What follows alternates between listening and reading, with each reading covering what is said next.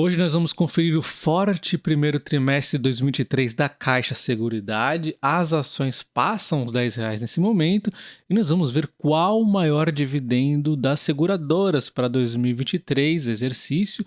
Vamos dar uma comparada entre elas e vamos relembrar as narrativas de susto e de euforia do mercado. É muito importante ao longo dessa trajetória na Bolsa de Valores não ficar muito apegado às narrativas que o mercado cria. Caixa Seguridade foi um case muito narrado por mim ao longo do tempo e eu sempre fui mantendo uma linha muito mais estável do que esses excessos aqui que o mercado foi criando, tá? Vamos relembrar isso. Falando rapidamente aqui da Petrobras, ela tem uma oscilação muito aqui ao final do pregão por conta da expectativa de anúncio de dividendos. Estaria sugerido aí que poderia estar anunciando 24 bilhões em dividendos junto com o resultado trimestral. Então toda essa oscilação é referente a um possível anúncio de dividendos, a gente já vai ver o yield, e um pouco mais de certeza em relação à política de dividendos da empresa. Porque o resultado do primeiro trimestre em si, a gente meio que já sabe o que vai ter ali, não vai ter grandes surpresas. Pode ter uma coisinha aqui ou outra ali, mas como essas empresas, assim como a Vale, outras de commodities, Petrobras, Enalta, várias aí, elas lançam os operacionais antes. No operacional a gente vê ali o que vai acontecer e já imagina mais ou menos como vai ser o resultado. Então, não tem grandes surpresas provavelmente no resultado, detalhes, mas o dividendo é a grande expectativa, tá? Então, se realmente vier 24 bilhões, pode trazer um bom sinal, não, além do próprio bom dividendo, pode trazer um bom sinal em relação à política de dividendos futura e dos próximos anos da Petrobras, né? Enfim, as ações agora cotadas a 25,15, 24 bilhões é o possível anúncio de dividendos, que daria 1,84 por ação, dando então de uma só vez, provavelmente, 7,32 de dividend yield. As datas ainda vão ser confirmadas, obviamente até mesmo o valor ainda vai ser confirmado, é um boato na teoria. Então, 7,32 de yield de uma só vez na Petrobras, provavelmente se confirmar aí o anúncio, tá? Então podemos ver aqui, né, a Caixa Seguridade com alta de 3%, aqui nos 10,8, passando os R$ 10 finalmente. E olhando o resultado do primeiro trimestre de 2023 da Caixa Seguridade, nós temos um lucro líquido recorrente aumentando 47,2% em relação ao primeiro trimestre de 2022 e aumentando 8,9% em relação ao quarto trimestre. Porque nós tivemos também não recorrentes aqui, aí mostra essa queda, mas os não recorrentes tivemos também, dentro desses não correntes, vendas aqui de participações que não é do core business dela, vendas que ela ia descontinuar depois daquela reorganização que ela fez. Então, foi combinado isso desde o IPO, a gente já sabia que isso ia acontecer. Teve pessoas reclamando que ela estava vendendo fatias da empresa e não era.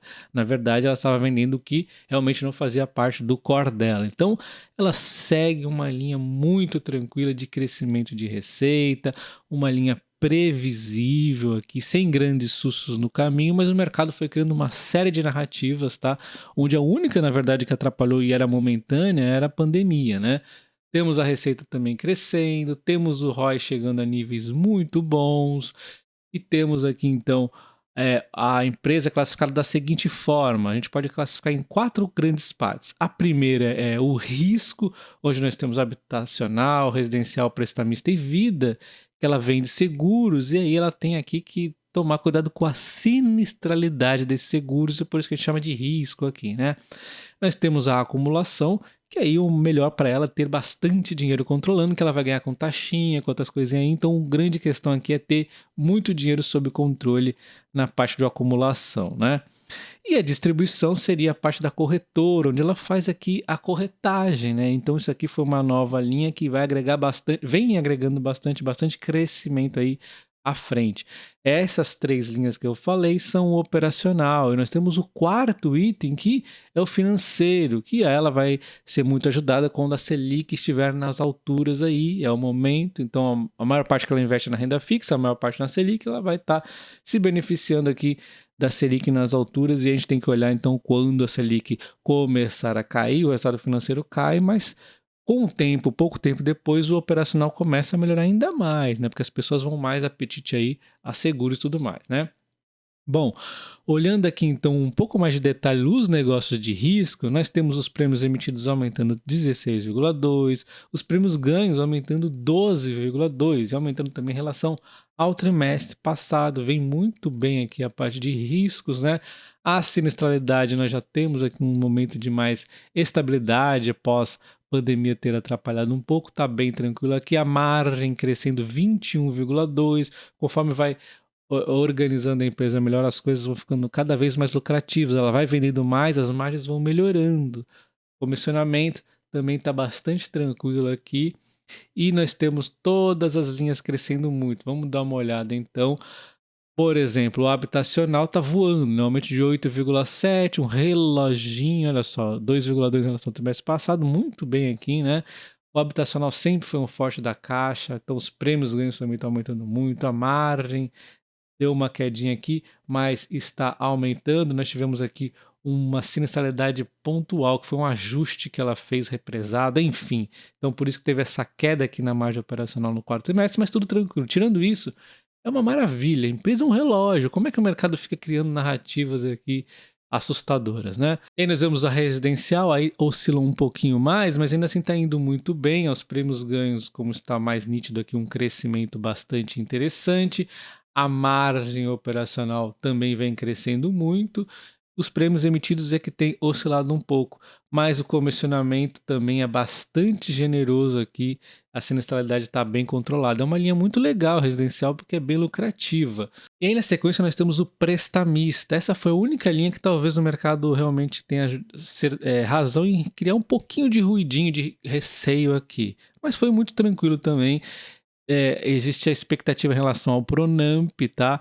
O Pronamp veio no terceiro trimestre, ele levou para as alturas, esperava-se uma queda que era normal. Tinha muita gente represando, esperando aqui o Pronamp, veio, era normal uma queda, mas veio mais forte do que a gente esperava. Então, isso aqui assustou realmente um pouco, mas em dezembro já deu um sinal de melhoria e foi se mostrada a melhoria, já recuperou-se. Então, assim, a única coisa que talvez me deu um sustinho aqui já foi recuperado, né? Já estamos a um momento normal, que é o que espera mesmo. 500 e poucos aqui tá perfeito e deve continuar até aumentando um pouco mais.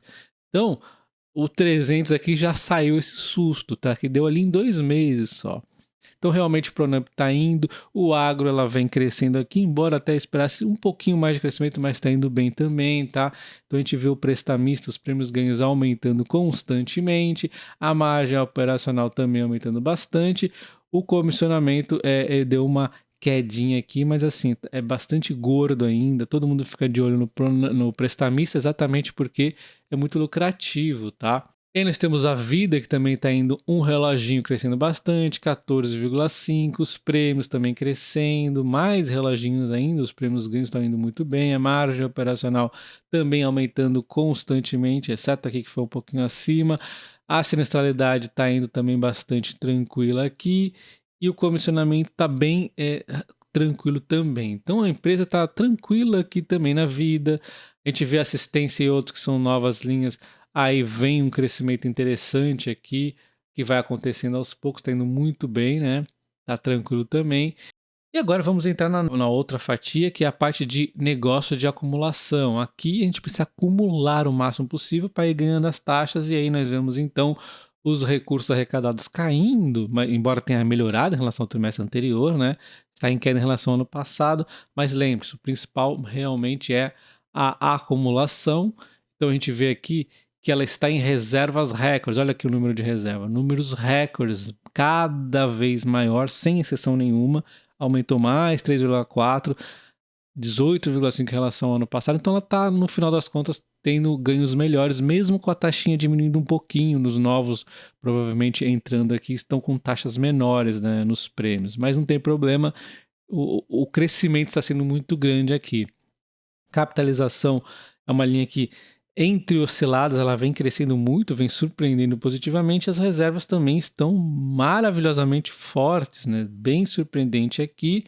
E aí nós temos também o consórcio, que também está indo muito bem, crescendo sem parar, embora vai oscilando aqui. As reservas estão muito fortes. Então ela está indo muito bem também na acumulação.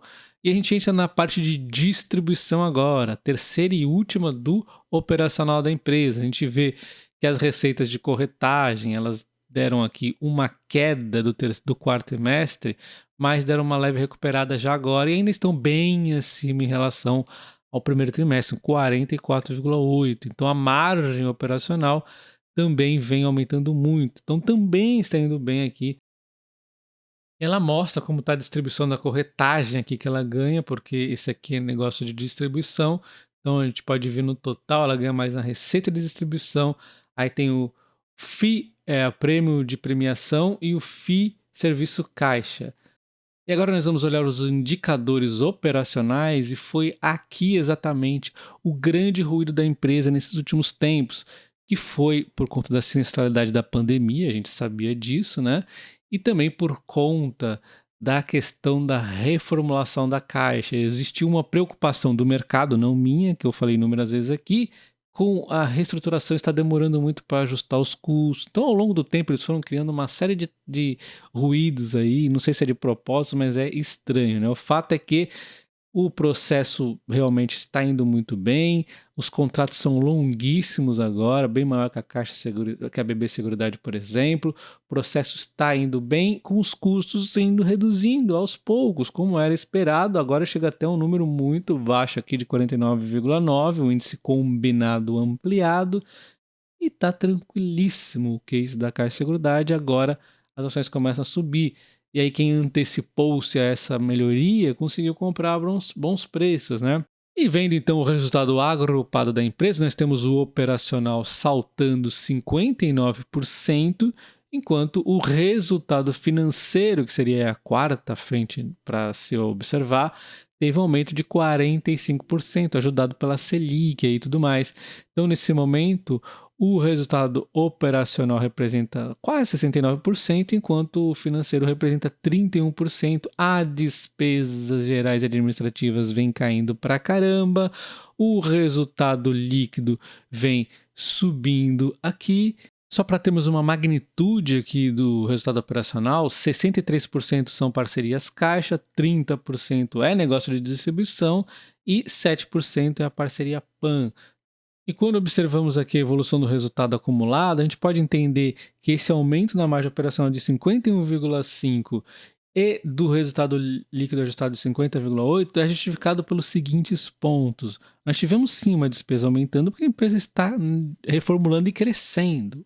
Só que isso aqui aos poucos foi sendo engolido com muita tranquilidade pelo resultado financeiro e pelo resultado operacional. Compara as magnitudes desses números aqui, né? Olha só, o operacional engoliu qualquer custo aqui que tenha aumentado, né? Então isso aqui ainda vai ficar ainda mais, vai engolir ainda mais os custos. Então é bem nítido, né, que esse tipo de coisa ia acontecer. No momento, a gente vê então o PL da Caixa de Seguridade como o melhor das corretoras, melhor que a BB Seguridade, melhor que a Porto. A BB Seguridade ainda não divulgou o resultado do primeiro trimestre de 2023. Nós temos o preço teto histórico da Caixa de Seguridade de 11,70 aqui pelo investidor 10, dando uma margem de 16,50.